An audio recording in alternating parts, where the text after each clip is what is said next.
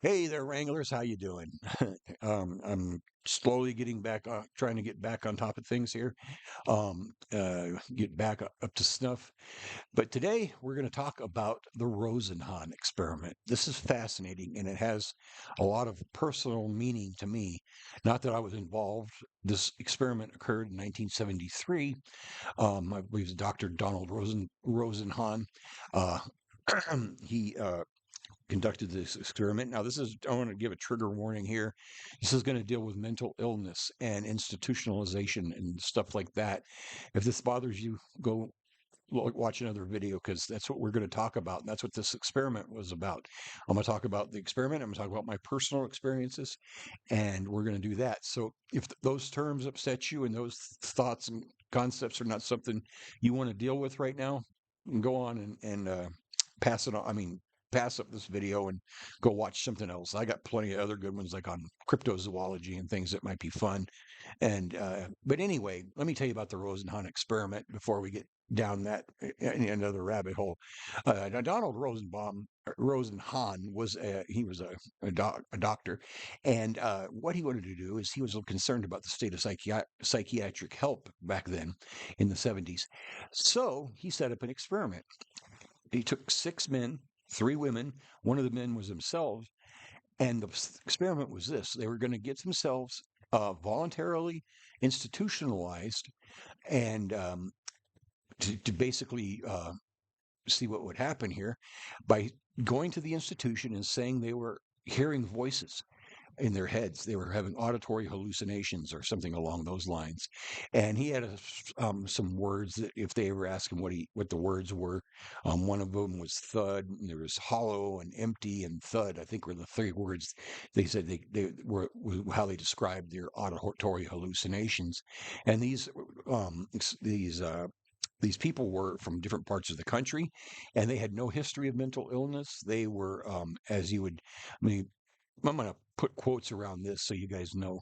They were normal people, and by normal I mean lacking mental illness at the time. I myself have a mental illness. I've got bipolar 1, and I have an unspecified anxiety disorder that I'm being treated for, on top of a malfunctioning thyroid that can send my moods up and down.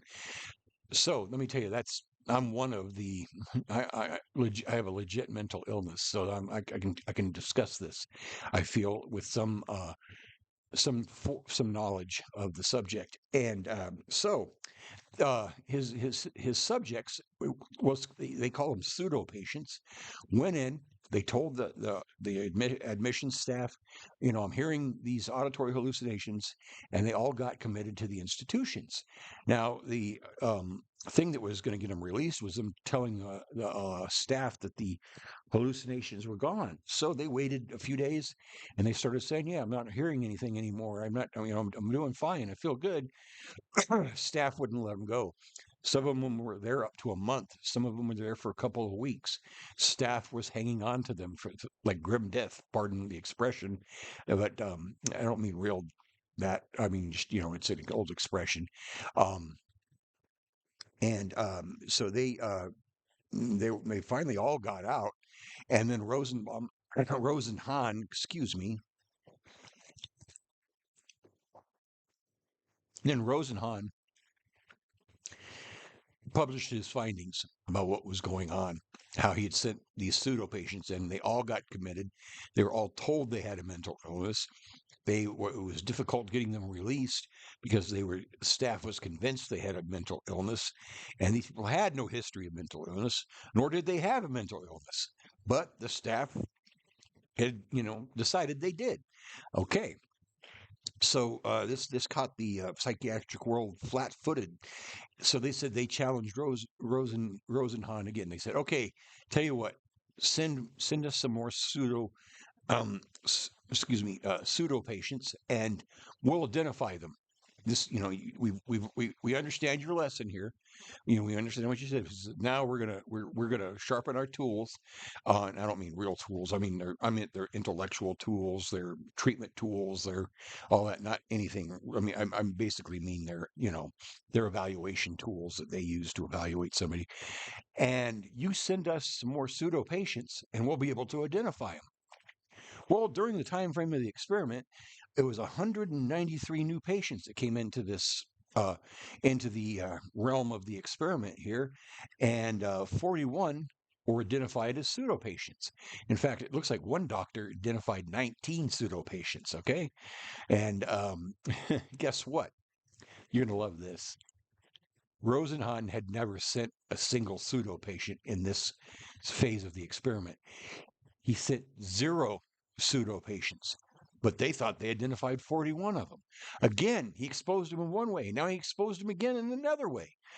So he got them pretty good. He pointed out some very important things there that are going on here. You know, these imaginary pseudo patients that were not there.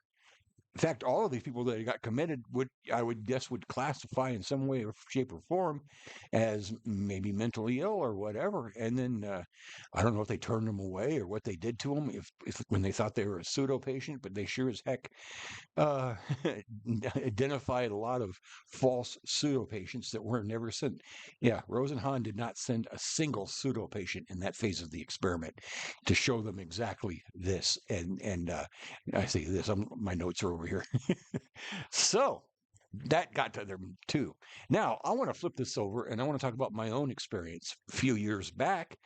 As I told you, I do have mental issues. I have bipolar 1 and I have an anxiety disorder and I have a thyroid that can send my moods up and down. I was having a particularly tough time and I know I needed help. So I was able to get basically I was put on a 3-day hold because I had I mean I I had what's the word, unalive myself ideations at the time, and I guess that's the best way to say it on YouTube here. And I had a plan to unalive myself, and that was just part of it. There's other complicated stuff going on in my head as well too, and so I got put into this facility, and first few days, first thing I noticed, it was filthy and old and run down. TV did not work. One big TV in the big TV room didn't work. They had two phones, but only one worked. The second phone, it was like an old, what do you call them, coin operated phone that we used to have. Yeah, they have names for them, and I can't even think of the name of it. It's not a phone booth, but you know, you know, the old style phone that used to have the metal cord and all that. Well, the receiver and the parts you talk into was disconnected, and there were open wires exposed, and it was just hanging there. That was your second phone. They hadn't fixed that. They had to move us out of one section of the ward to another section because that first section had bed bugs. So guess what? This place was a dump. All right, but I was told when I was there that this was one of the better places. Now, that thought scares me to death to this day. They say, and one of the guys, I guess he was a regular customer there or whatever you call it. No, you know, he said that yeah, this one's got the best food. So I guess he'd been around, and I tell you what, the food, strangely enough, wasn't bad in this place. But I started to realize something. I was the only one there that really had the ideations of unaliving myself. Everybody else was there for drug rehab and drug addiction. And I don't do drugs. I don't like them. I don't even like I just don't dabble in that. I don't even like painkillers that they give you in the hospital or any of that stuff. I prefer Tylenol, if anything. Um, so I wasn't, so I was in there and these people were, this ward was a rehab precursor ward for people who were drug addicts. And I got to talking to one of the nurses, and I started, and she's like, "Well, why are you here?" And I said, "Because I was gonna, I had ideations of unaliving myself." And she goes, "Oh no," she wasn't like blown off her feet. She just goes, she just kind of shook her head and like, and with both of us coming to the realization that this is not the place for me. This was a place for a different type of illness, and that illness was addiction. So I tried to get out after 3 days, and they wouldn't let me out. I got to see a doctor once the whole time I was there. a doctor once, one doctor once, for about 7 minutes is all I saw a doctor. Okay, the rest of the time it was just the staff, you know, and then you go to these little groups that you did this stuff and all that. So I was in the wrong place and they wouldn't let me out. I kept, I was like, I kind of made this clear as I could to whoever I was, but the staff really didn't care. And I couldn't understand why they wouldn't let me go. I'm like, I'm not feeling that way anymore. I want, I'd rather be at home with my wife and seeing her and feeling, getting that kind of support than being here. They wouldn't let me go. In fact, they made, it came up on the weekend and they don't count weekend days. So I was there for like 10 days in a ward for people with drug addiction when I was having, unaliving myself ideations. I was in the wrong place and they still wouldn't let me out. Finally, after 10 days was up, I got released. And I found out why I got released. The guy that got released on the same day I did was I don't want to say cellmate. It was a cellmate. My bunk buddy, I guess you'd call him. We shared a room. He was a bad heroin addict, and he came in the same day I did. And he got out the same day I did. And what it was an insurance thing. They could hold you for basically a week, 7 days, not counting the weekends or whatever it was. That's how much the insurance would cover. And then as soon as that insurance coverage ran out, they'd cut you loose. Didn't matter. I remember just walking outside to get my ride from my wife, and my roommate buddy is standing there, and he's getting waiting for his ride. And one of the last things the night before he got released, he stood in the middle of the common room saying, "I love heroin." And I was like, "Oh my God, they're going to keep him forever." No, they let him out at the same time I did. I guess his insurance had run out too. And this is the honest. These are the facts. This is the truth. And so what the hell? I mean, I wasn't. It was a mess. And then when they're checking you in, there's things they don't tell you. There's things they don't, they kind of make you, they spring things on you. You're in a crisis situation. They're making you fill out paperwork and all this. And I can't remember. There was something that I signed that I did not like in retrospect, and I can't remember what that was now, but it don't matter. But anyway, the Rosenhan experiment, my personal experience, all of these things are personal to me now because this is what I've experienced myself. Now, am I saying don't use professional services? Don't No, you should. Okay, honestly, I've gotten more help now that I'm a little bit wiser than I did when I didn't know better. I've got a great psychiatrist, fantastic psychiatrist.